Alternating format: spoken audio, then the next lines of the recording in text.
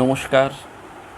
সৎকথায় প্রতিদিনের প্রার্থনার ধারাবাহিক অনুধ্যানের ৩৬০তম পর্বে আপনাদের সকলকে স্বাগত জানাই। আমরা আজকের এই প্রভাতী অনুষ্ঠানে রোগমুক্তির প্রার্থনা মন্ত্রটি উচ্চারণ করে আমাদের পরমেশ্বরের শ্রীচরণে আমাদের প্রণাম নিবেদন করে শ্রীরামকৃষ্ণ কথামৃতে উল্লেখ রয়েছে যে বিকার রোগ, এই বিকার রোগটি আসলে কি সেইটি নিয়ে আমরা স্মরণ করব।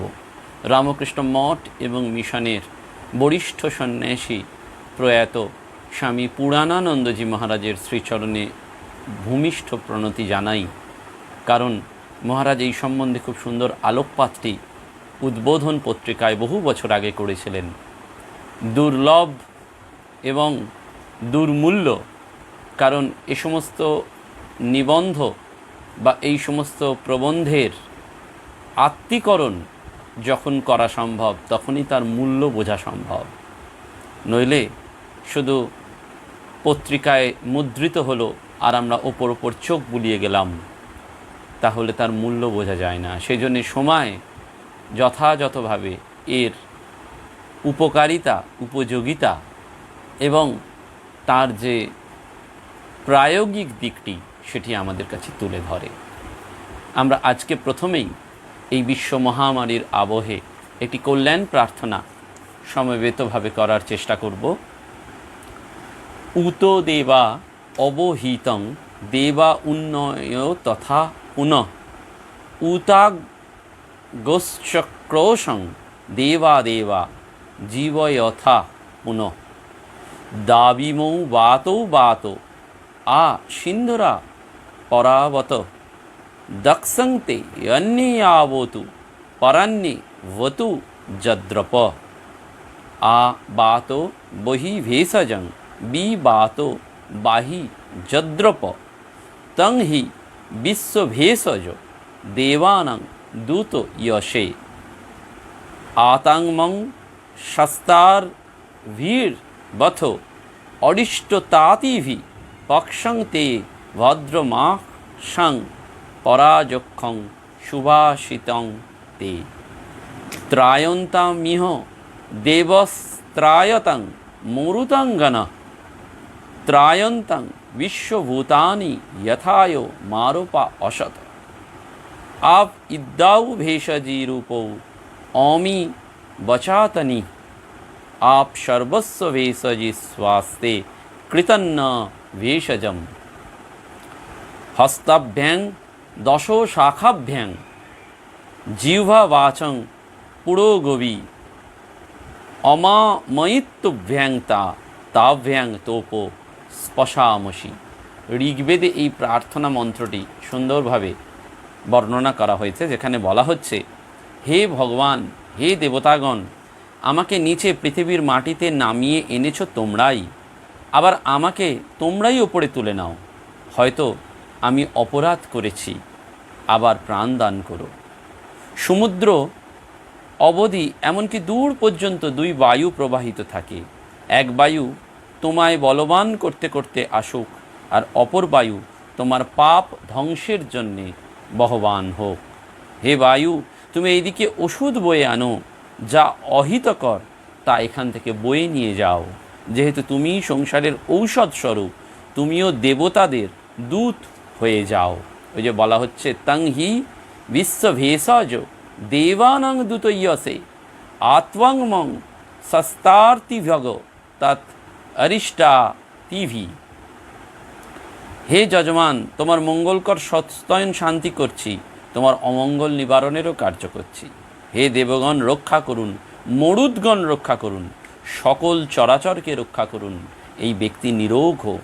এই যে বারবার সেটি বলা হচ্ছে পঞ্চম মন্ত্রে, ত্রায়ন্তাং বিশ্বভূতানি যথায় মারোপা অসৎ আপ ইদ্দাউ ভেষজি রূপ অমি বচাতনি।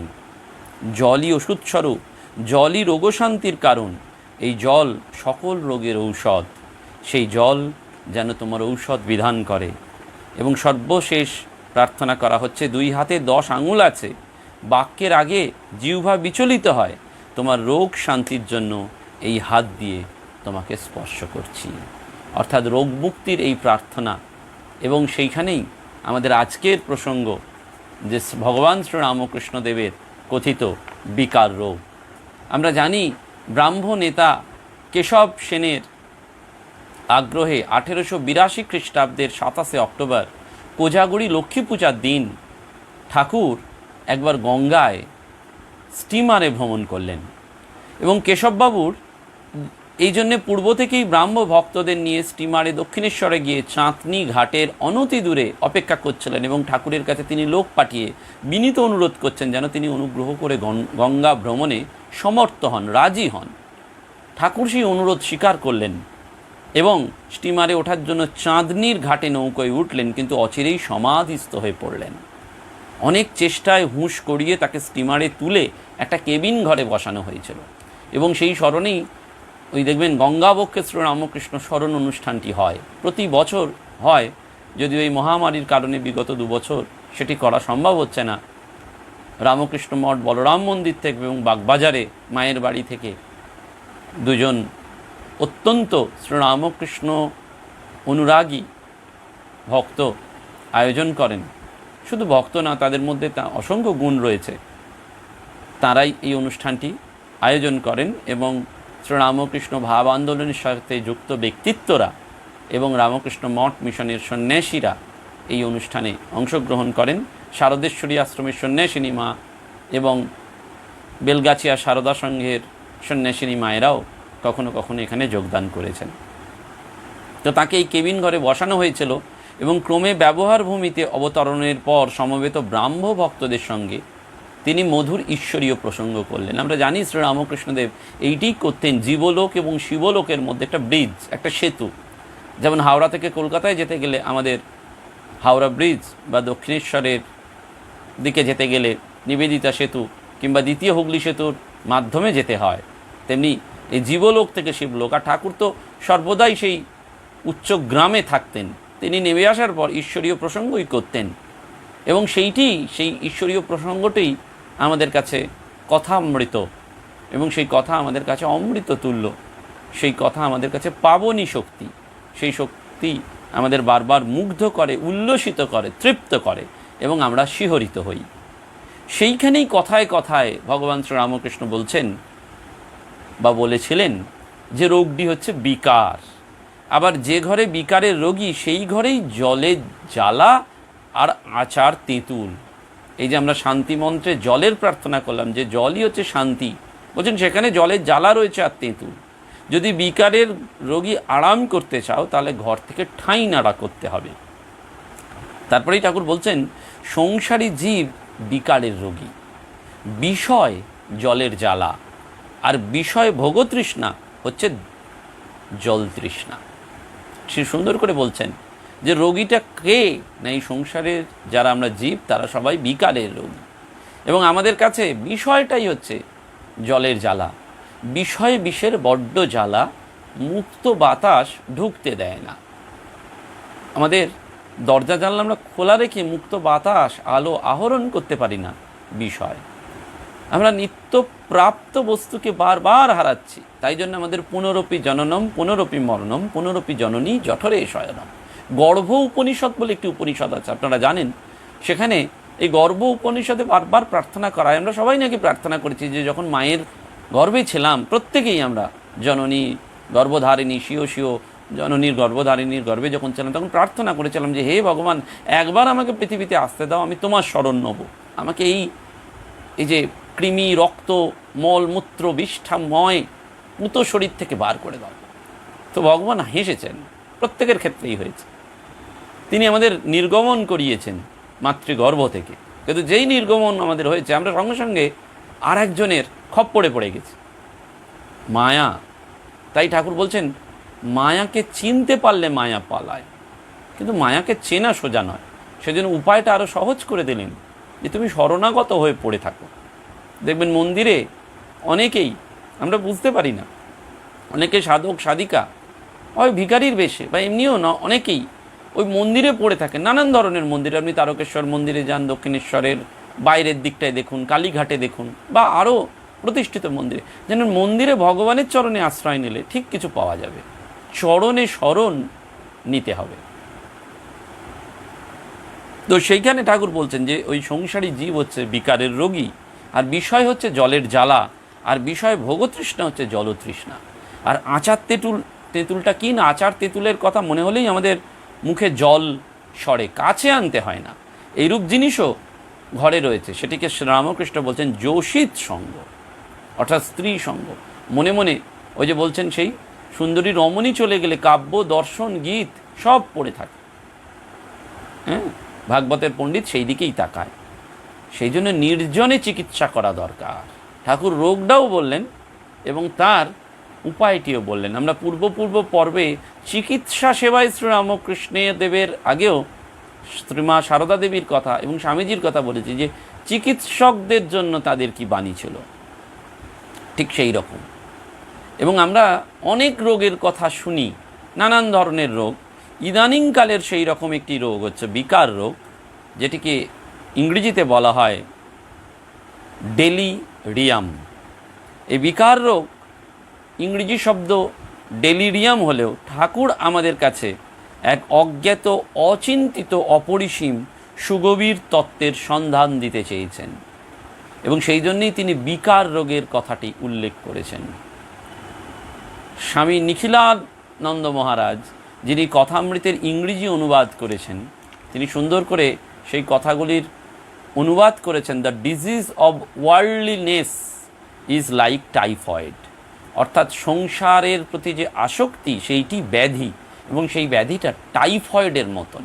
সংসার ছাড়তে চাইলেও আমরা ছাড়তে পারি না, রিপিটেডলি আমরা শুনছি এত কিছু, তবুও মনে হচ্ছে না এ তো আমার সংসার, আমি ফেলে যাই কি করে, আমি ওখানে ওই ভালো কাজটা, সৎ কাজটা, আরে তুমি দুদিন বাদে তোমার শরীর থাকবে কি না তুমি জানো না, তবুও তুমি বলছো মুখে যে আমার মৃত্যু ভয় নেই, কিন্তু প্রতি মুহূর্তে মৃত্যু ভয়। ভালো কাজ করতে ঝাঁপিয়ে পড়তে আমরা পাচ্ছি না।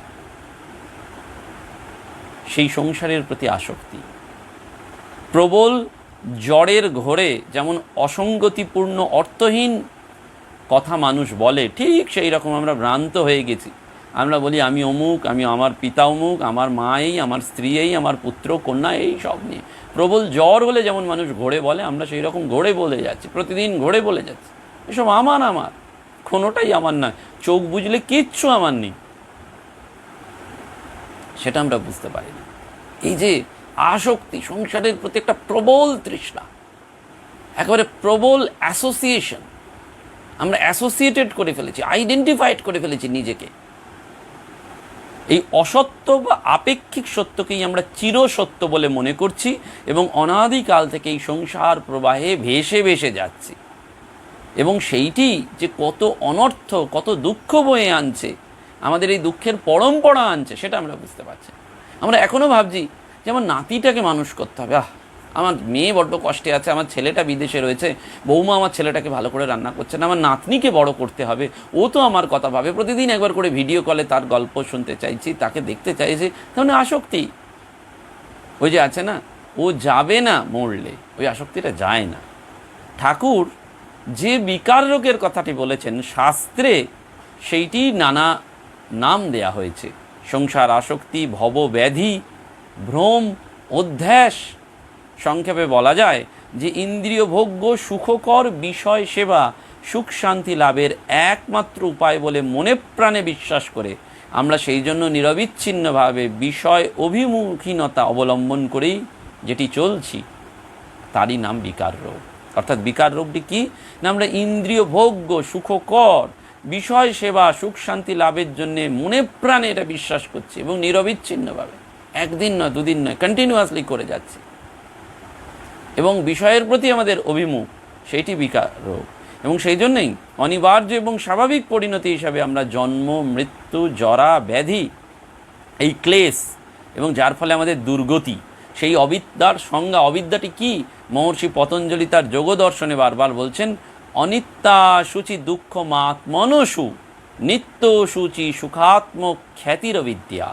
অর্থাৎ যা অনিত্যা, যা অনিত্য, যা অচিরস্থায়ী, তাকেই আমরা নিত্য চিরস্থায়ী বলে মনে করছি, যেটা অসুচি তাকেই সূচি বলে মনে করছি, আর যেটা বাস্তবিক দুঃখকর তাকেই সুখকর বলে মনে করছি, এবং যা অনাত্মা দেহ ইন্দ্রিয় তাকেই আমি আত্মা বা আমি বলে মনে করছি। এইটিরই নাম অবিদ্যা। অর্থাৎ যেটা যা নয় তাকে সেইটাই বলে ভাবছি। এই অবিদ্যার প্রভাবে আমরা যে ব্যাধিতে ভুগছি, যে ভ্রান্তিতে ভুগছি, সেইটিই ঠাকুরের বিকার রোগ। স্বামীজি সখার প্রতি কবিতায় সেটি সুন্দর করে বলছেন, আঁধারে আলোক অনুভব, দুঃখে সুখ, রোগে স্বাস্থ্যবান। এই দৃশ্যমান জগৎ এবং আমাদের স্থূল শরীর প্রতিনিয়ত পরিবর্তিত হয়ে যাচ্ছে ষড়বিকারের দ্বারা। জায়তে অস্তি বর্ধতে অপরিণময়তে বিপরিণমতে অপক্ষতে এবং নশ্বতি।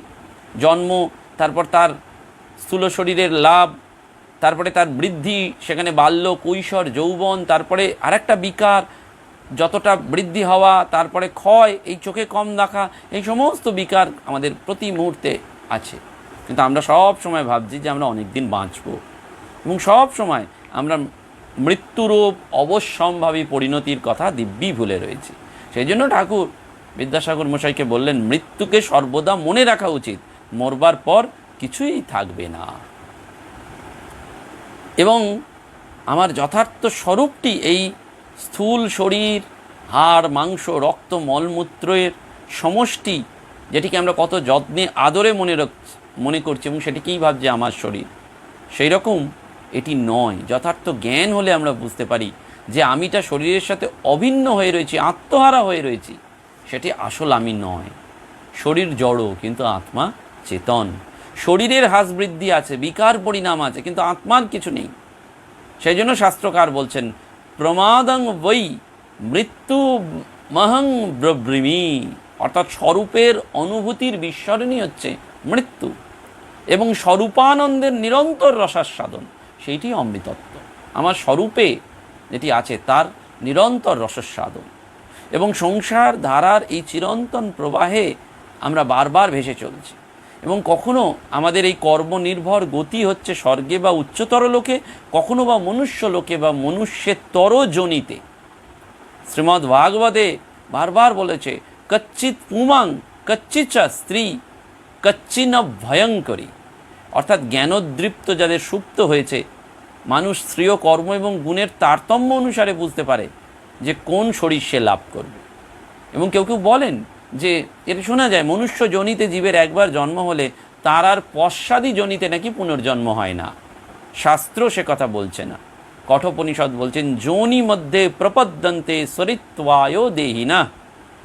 অর্থাৎ কোনো কোনো মানুষ স্বীয় কর্মফল এবং জ্ঞান এবং চিন্তা অনুসারে পুনর্জন্ম লাভের জন্য মাতৃগর্ভে প্রবেশ করে। কেউ কেউ বৃক্ষ স্থাবরত্ব প্রাপ্তি হয়। স্বামী বিবেকানন্দকে একবার এই প্রশ্ন করা হয়েছিল যে একবার মনুষ্য শরীর প্রাপ্তির পর জীবের কি আবার পশু জনিতে পুনর্জন্ম সম্ভব? আমরা মনে করি এই যে হায়েস্ট ফর্ম পেয়ে গেছে, আর পশু জন্ম হবে না। স্বামীজি উত্তর দিয়েছিলেন, yes, reincarnation depends on karma. If a man accumulates karma akin to the beastly nature, he will be drawn there too. অর্থাৎ পুনর্জন্ম কৃতকর্মের উপর নির্ভর করে। কোনো মানুষ যদি ঘৃণিত পাশবচিত সংস্কারের বশবর্তী হয়ে পশুতুল্য কর্ম করে, তাহলে সেই মানুষ পশুরূপে পুনর্জন্ম তার হবে। আমরা জানি না, সেই জন্য সৎকর্মের কথা। সেই জন্য আমাদের মনে রাখতে হয়, একমাত্র মনুষ্য লোকই হচ্ছে এই কর্মভূমি। একমাত্র মানুষেরই কর্মে অধিকার আছে। তাই মানুষই শুভ কর্ম করে, অশুভ কর্ম করে, এবং পরিণামে ফল।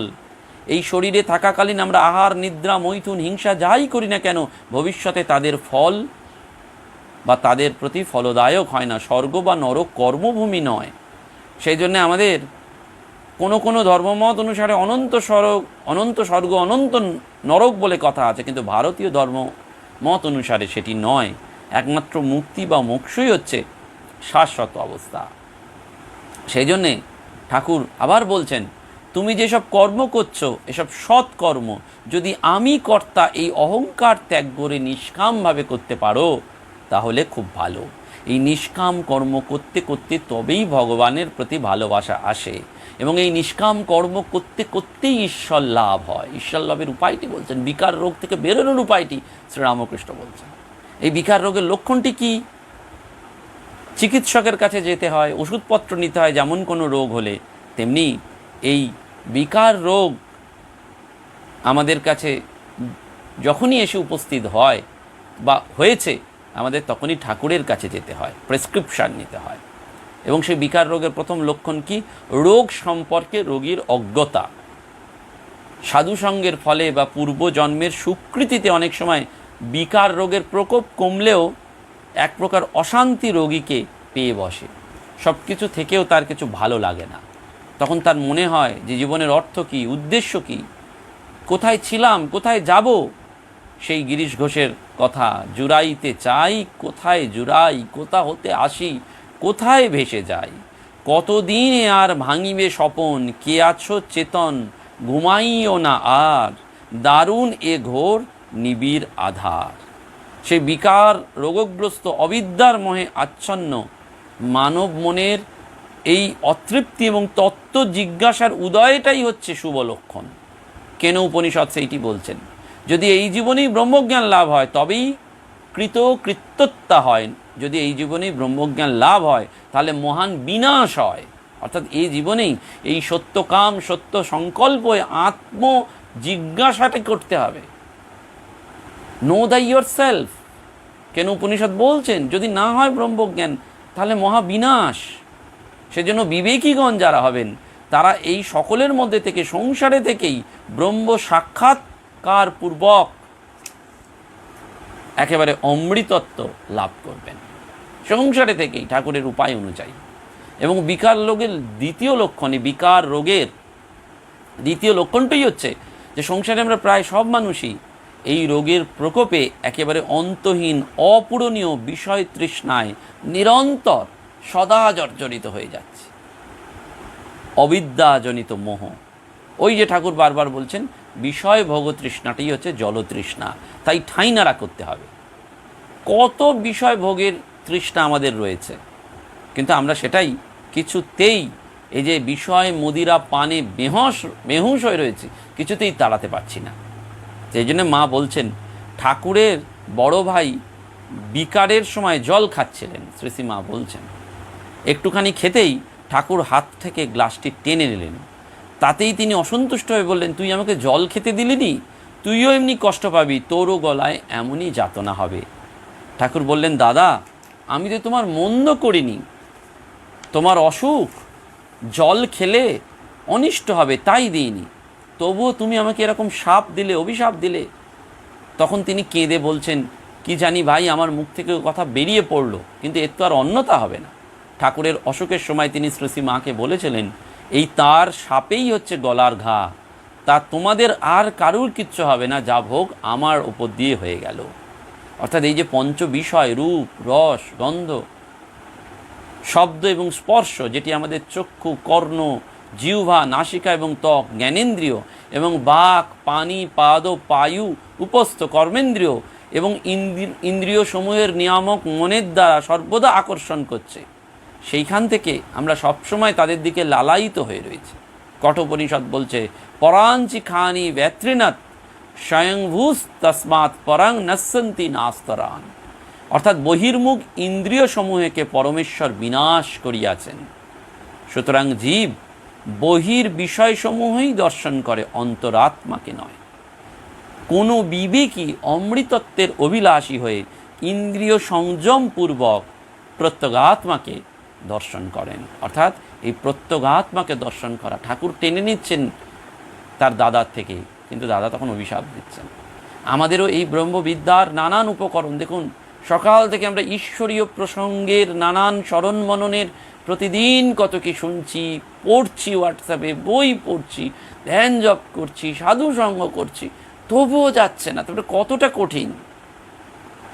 সেই জন্য আমাদের এই যে সবসময় লক্ষ্য রাখতে হবে যে বিষয় শক্তি বা বিষয়ের প্রতি আসক্তি, বাহ্য বিষয়ের ভোগাকাঙ্ক্ষাই আমাদের অক্ষয় স্বরূপানন্দ আস্বাদন করার পথে অন্তরায়। সেজন্য ঠাকুর বারবার বলছেন, আচার তেঁতুল মনে করলেই জল সরে, কাছে আনতে হয় না। যোষিত সঙ্গ, স্ত্রী সঙ্গ, বিকার রোগের রোগী বলেই আমাদের এই দুর্দশা। সেজন্য ঠাকুর আমাদের চিকিৎসার জন্য এক অভ্যর্থ উপায় বাতলে দিয়েছেন। যদি বিকারের রোগী আরাম করতে চাও তাহলে ঘর থেকে ঠাঁই নাড়া করতে হবে, অর্থাৎ বিষয় থেকে দূরে থাকতে হবে। বিষয় পরিবৃত হয়ে থাকলে ভোগস্পৃহা দমন করা কঠিন, অসম্ভব। ঘরে প্রচুর জল যদি সহজলভ্য থাকে তাহলে বিকারের রোগী জলটা খাবেই, টেনে খাবেই। সে জানে যে জলপান করলে তার তীব্র ক্ষতি, তবুও সে জলপানের ইচ্ছাটা ত্যাগ করতে পারবে না, আরোগ্য লাভও সে করতে পারবে না। মর্মান্তিক সত্য এটা একেবারে, এবং সে চিরকাল সেই জন্য চিররোগী হয়ে থাকবে। আমাদের সুচিকিৎসার ব্যবস্থা থাকলেও তাকে টেনে বার করা যাবে না। ঠিক সেই রকম অবিদ্যা মোহে আচ্ছন্ন হয়ে রয়েছে আমাদের দৃষ্টি, আমরা এর থেকে বেরোতে পারছি না। ঠাকুর সেই চিকিৎসার অমোঘ বিধানটি দিয়ে আমাদের কাছে চিরভাস্বর হয়ে রয়েছেন একেবারে। এবং সেই জন্য আমাদের এই বারবার যে কোনো কর্ম যখন করতে হবে একেবারে এইটি মনে রাখতে হবে, নির্মোহ নিরঙ্কার স শান্তি মধিগচ্ছতি। অর্থাৎ কর্ম করতে গেলে কারুর অনিষ্ট সাধন না করা, কোনো ব্যক্তিকে অসৎ বলে মনে না করা, এবং কারুর ক্ষতি হোক এই সংকল্প নাও করা। এবং তার সাথে কি না, দাও দাও আর ফিরে নাহি চাও, থাকে যদি হৃদয় সম্বল। শরীরের অধিকারটি হচ্ছে আমরা যেমন অলস, অকর্মণ্য, বিলাসী, অসংযমী হয়ে যাচ্ছি, আর সংসারের অধিকার হচ্ছে আমরা যেন শরীর দ্বারা জগতের, সংসারের সেবা করি। এইটি আমাদের বারবার মনে রাখতে হবে। সেই জন্য এই কর্মযোগ হচ্ছে মমত্ববোধ, স্বাধীনতা এবং অধিকার বোধের এক অভিনব বিজ্ঞান। সেইটি ওয়ার্ক ইজ ওয়ার্কশিপ, আমাদের সেইটি বারবার পালন করতে হবে। এবং সেইটি যদি মনুষ্য বোধ বা মনুষ্যত্বটি যদি আমাদের এই জীবনে না গড়ে ওঠে, সার্বিক উন্নতি যদি না হয়, তাহলে কিন্তু আমাদের কিছুতেই এই জীবনটি ধন্য হবে না। এবং মমত্ব শূন্য হওয়া মানে কি নিষ্ঠুর হওয়া নয়, আসক্তিরহিত, অসঙ্গরহিত, পিছু টান না থাকা একটি ব্যক্তিতে রূপান্তরিত হওয়া, সেইটি আমাদের করতে হবে। এবং সেটি যদি আমরা করতে পারি, ওই যে পিছু টান থাকবে না, আমার আর কোনো কিচ্ছু নেই, আমি একেবারে শান্তিতে, পরম স্বস্তিতে শুধু ঈশ্বরের স্বরূপে মগ্ন হব, স্বস্বরূপে। তাহলেই এই বিকার রোগটি থেকে আমরা মুক্ত হয়ে যাব, চিররোগী হতে হবে না। সেই কথামৃতে বর্ণিত বিকার রোগ যেন আমাদের রোগমুক্তি ঘটায়, এইটুকু নিবেদন করে আজকের মতন বিদায় নিচ্ছি। সকলে মিলে আসুন, আমি নিজেও স্বয়ং হয়তো বিকারের রোগে আক্রান্ত, তাই আমার জন্যেও আপনারা একটু প্রার্থনা করবেন যাতে ঈশ্বরের চরণে ভালোবাসাটি লাভ করতে পারি এবং তার চরণে পড়ে থাকতে পারি, এবং আমরা সবাই যেন সেটি লাভ করে পারি। আমাদের প্রত্যেকের জন্যে ওই প্রার্থনা করতে হবে। আজকের যুগে সেইটি কথা, ওই যে বিজ্ঞাপনে টিভিতে দেখেন, স্টে কানেক্টেড। আমরা আসুন না প্রে কানেক্টেড হই, অর্থাৎ সবাই মিলে একসাথে প্রার্থনা করি বিকার রোগমুক্তির প্রার্থনা। নমস্কার, ধন্যবাদ।